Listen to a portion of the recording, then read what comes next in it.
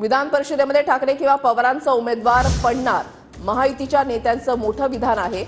महाविकास आघाडीच्या उमेदवारांचा अभ्यास करू, एक उमेदवार पडेल अशी तजवीज करू असं उदय सामंत यांनी म्हटलंय। तर विधान परिषदेमध्ये आमचे तिन्ही उमेदवार विजयी होतील असा विश्वास विजय वडेट्टीवार यांनी बोलून दाखवलाय।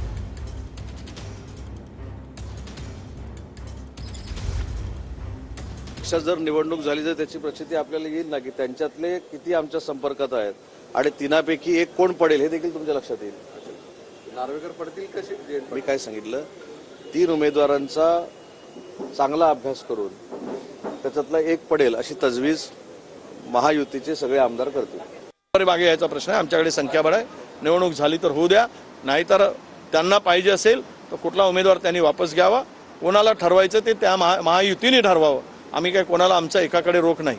त्यांनी आत्ता घेतली तर आम्हाला 3 द्यावं, त्यांनी 8 घ्यावेत, विषय संपवावा अशी आमची त्यांच्याकडे मागणी आहे। आमचे दोनही निवडून येतील, आमचे आहेत, महाविकास आघाडीचे आहेत, त्यामुळे दोनही निवडून येतील आणि आमचा तर निवडून आलाच आहे काँग्रेसचा।